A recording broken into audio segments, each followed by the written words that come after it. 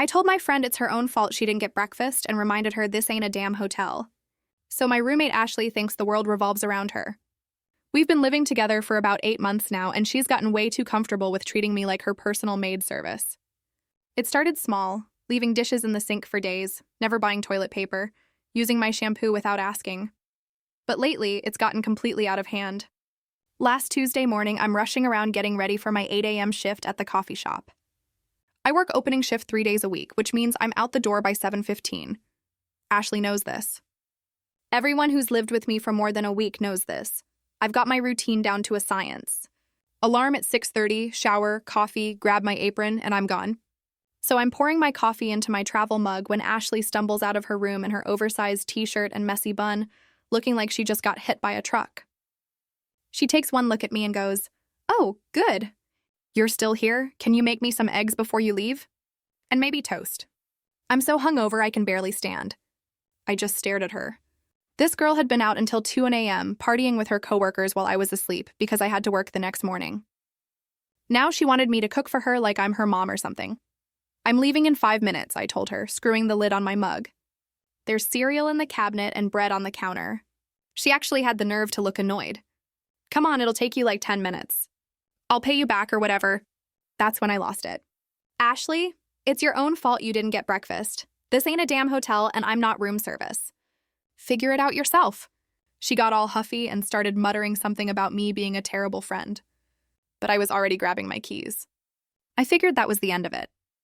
Just another Tuesday morning drama that would blow over by the time I got home. Boy, was I wrong.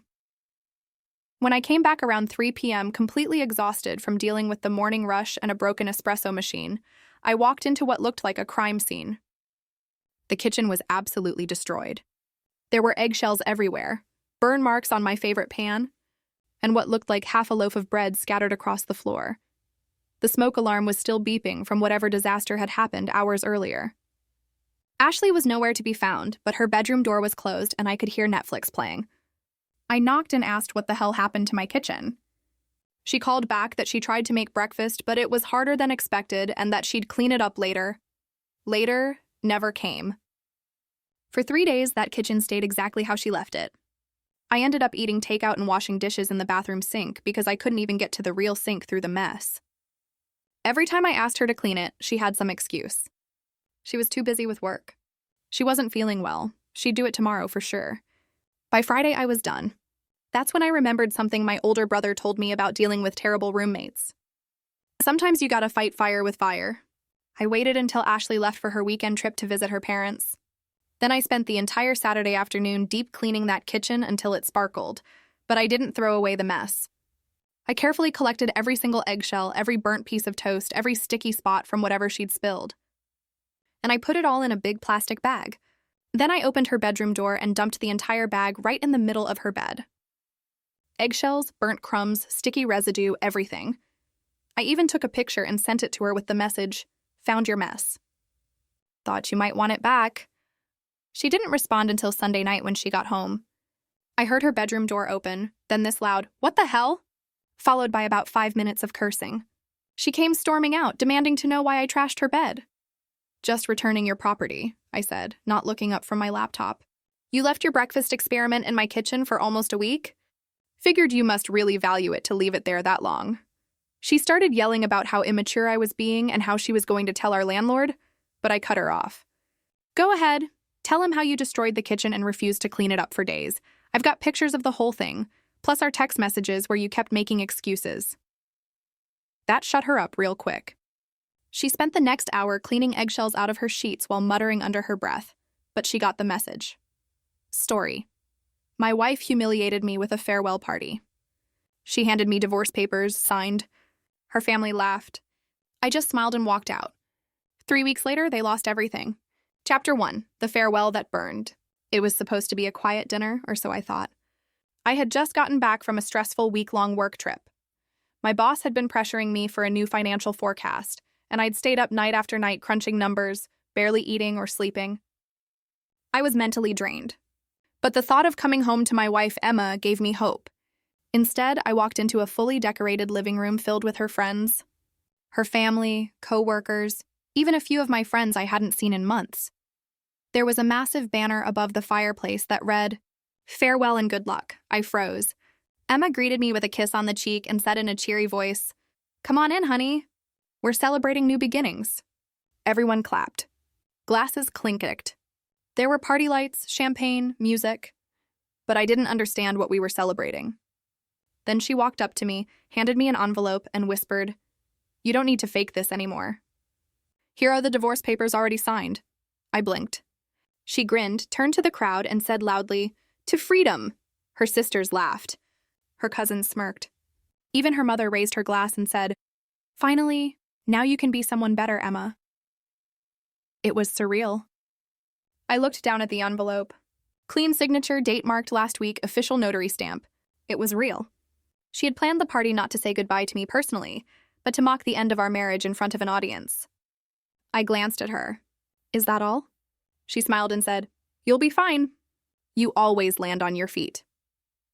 I took a deep breath, smiled faintly, and walked out without a word. But that was the last time she or her family would ever laugh at my expense. Chapter 2. The calm before the storm. The night air was cold, but it felt better than the venom in that room. As I walked away from our house, I didn't cry.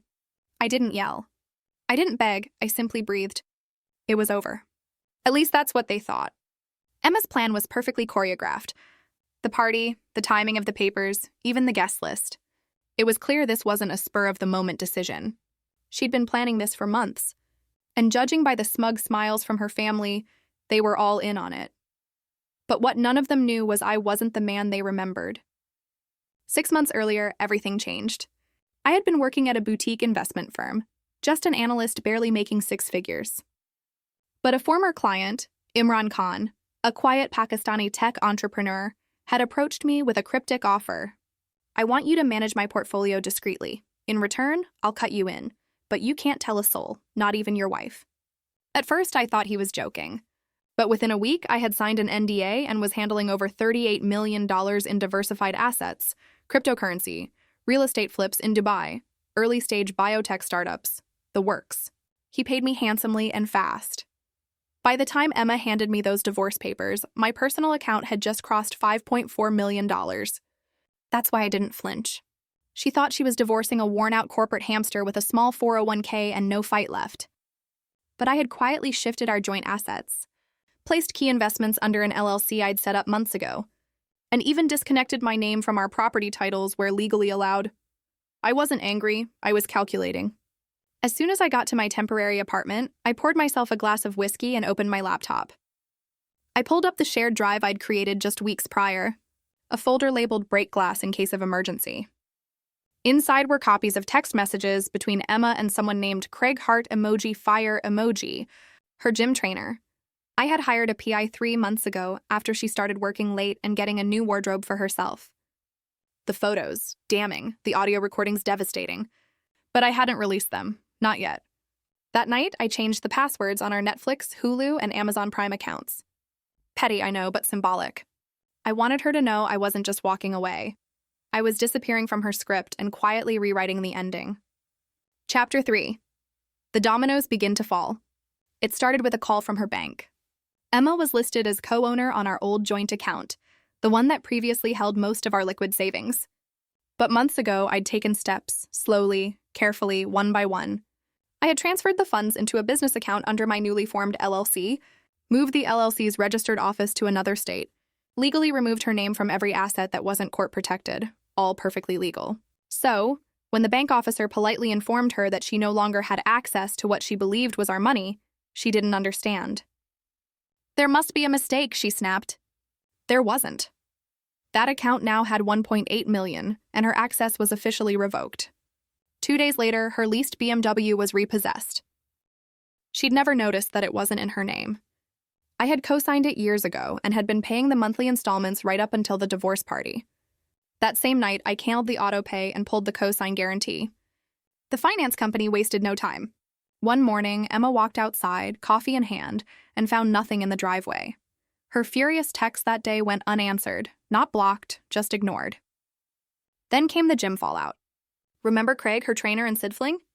Well, thanks to the PI's help, I had collected 6 months of messages, videos, and even footage of them kissing in the gym's back office. I didn't post them online.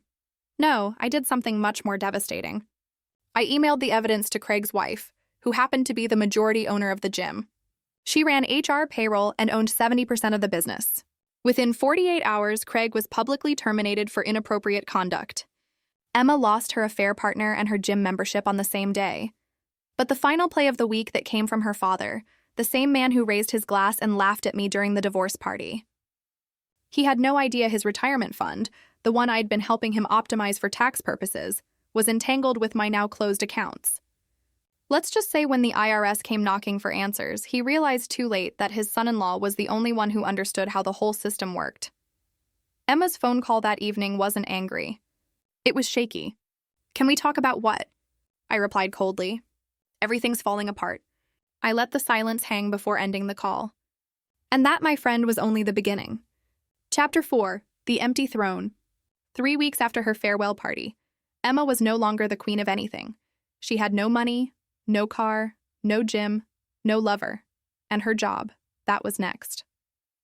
You see, before the divorce, I'd helped Emma land a lucrative management role at a media firm. I had connections there, serious ones. I was on friendly terms with the firm's founder, David Lynn, because I'd once helped his daughter through a lawsuit Pruno, so when David heard through HR that Emma had celebrated her divorce by publicly mocking her ex-husband, he grew curious. I didn't reach out. I didn't need to. He connected the dots himself. He called me, "Is it true?" "All of it," I replied. "But don't punish her for my sake. If she's good at the job, keep her." That single line was more powerful than a demand for her firing. It told David 2 things: that I had class, that she did not. 2 days later, Emma's position was quietly eliminated during a department restructure. She was offered a small severance. She didn't even fight it. Meanwhile, I was rising. The LLC I had quietly formed during our marriage. It wasn't just a placeholder.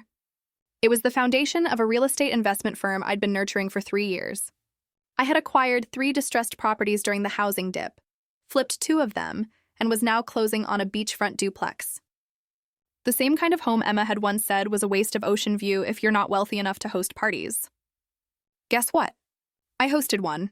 I invited close friends, business partners, and yes, even Craig's ex-wife, now happily running the gym on her own. I grilled steaks. We drank wine. The sunset painted the sky with gold. And then Emma showed up. Not invited, not expected. Just there, standing at the edge of the driveway wearing sunglasses that couldn't hide the redness in her eyes. "I saw your car on the invite list," she said. "I just needed to see you." I stepped forward, calm, composed. "You've seen me, now go." She choked back a response, but before she could say anything, I added, "Emma, actions have consequences. You chose yours, and I chose to stop saving people who mock the ones who loved them." She stared, waiting, hoping, but I said nothing more. She walked away, heels clicking softly against the stone path, while the laughter from my new life echoed behind me. Chapter 5, The Final Receipt. Emma's downfall didn't come with a dramatic bang. It came with silence. No one answered her calls. No one returned her emails. And her glamorous single life, it unraveled faster than she ever imagined. Her family. Turns out her father had co-signed the lease on her new condo, a place she'd moved into after handing me those smug divorce papers. She had paid the rent for 2 months. Then she defaulted. Her father had to cover the remaining balance, and he wasn't happy. At a tense dinner, he reportedly told her, "You laughed when you walked out on a man who built your life, and now you want me to build another one for you? Not happening." That night, she moved back into her mother's guest room from luxury condo to single twin bed. Her reputation. Emma had once taken pride in being the center of social circles, brunches, yoga retreats, influencer friends. She was the cool wife everyone wanted to be. But whispers spread fast. One by one, those same friends dropped her. Not because I smeared her name, but because I never did. They asked about the divorce. I simply said, "I don't speak ill of people I once loved. I just learned to let go."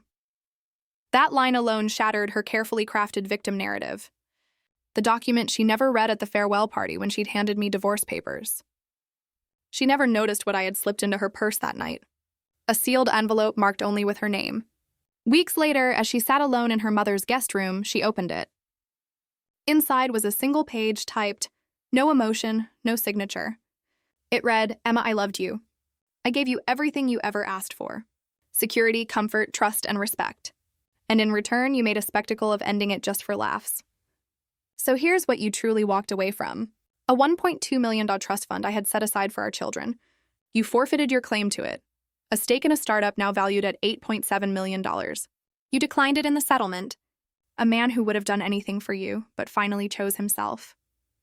No regrets, just closure. She reportedly screamed when she finished reading it. Epilogue at sunset. 1. Evening months later, I sat at a quiet winery just outside Napa. Next to me was someone new, someone kind, grounded, and uninterested in games. She didn't know Emma, she didn't care about the past. She only asked, Are you happy now?